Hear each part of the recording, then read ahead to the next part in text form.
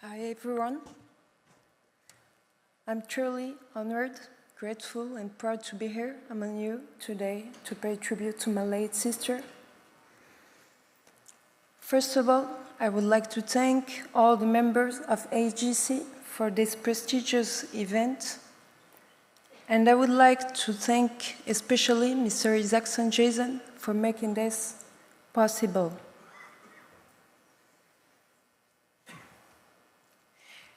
This is the first tribute that we have organized for my sister since her passing 7 months ago, and I'm deeply touched to witness this.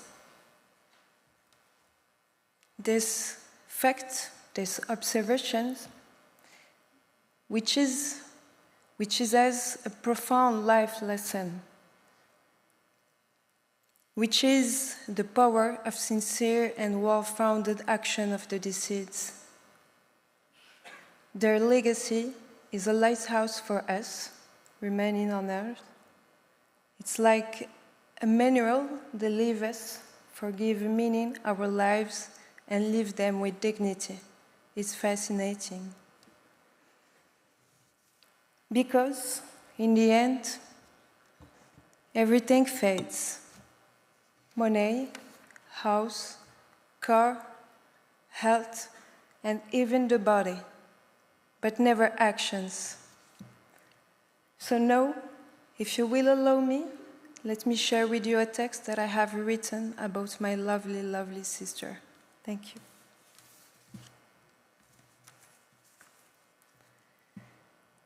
My sister was a discreet woman when it came to talking about her work with the family.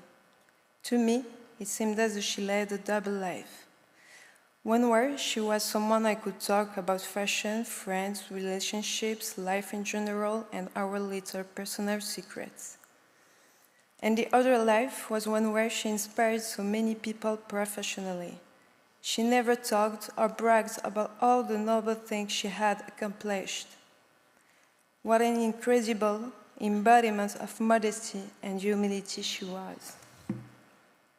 From a young age, always curious, Laziza looked at the world in a mischievous way.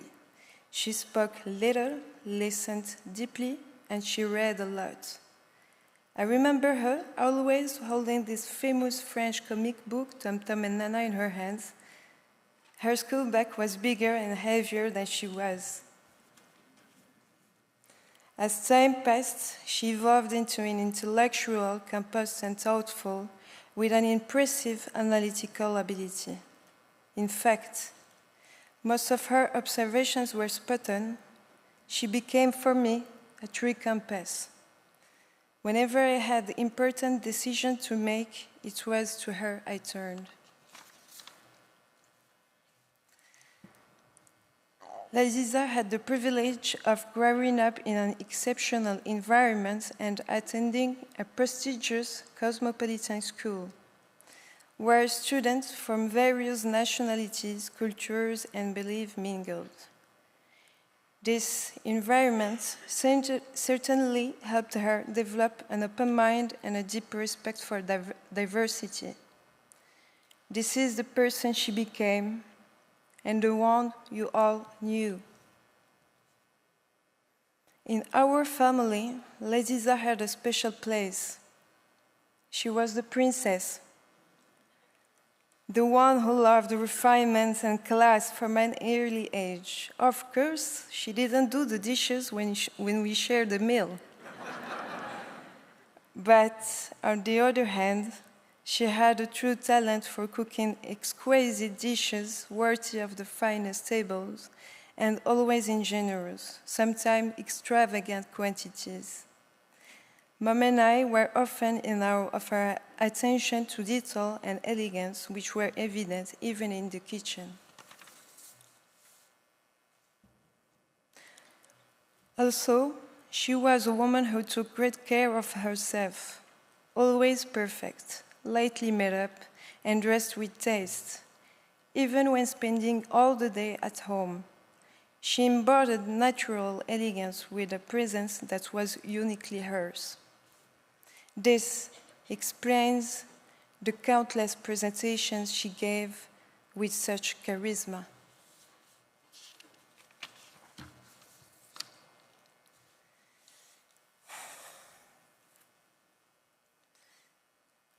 In truth, Laziza had been going through difficult times in recent years.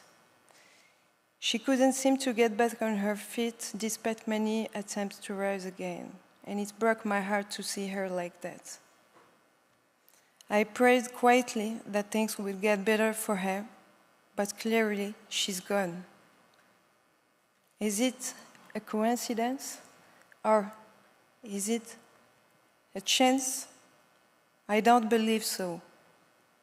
Yet I deeply know that she didn't take her own life. And now, I try to soothe, if only for a moment, the deep scar left by her departure by telling myself that she's no longer suffering, that she's resting now, and most of all, that she left with honor. Because we will always remember her as someone who brought nobility to everything she did professionally, as someone who never went unnoticed, as someone who captured everyone's attention the moment she entered the room. In short, a true role model, a remarkable woman. Maybe it was her karma, a life lived with grace and rewarded with peace. Thank you.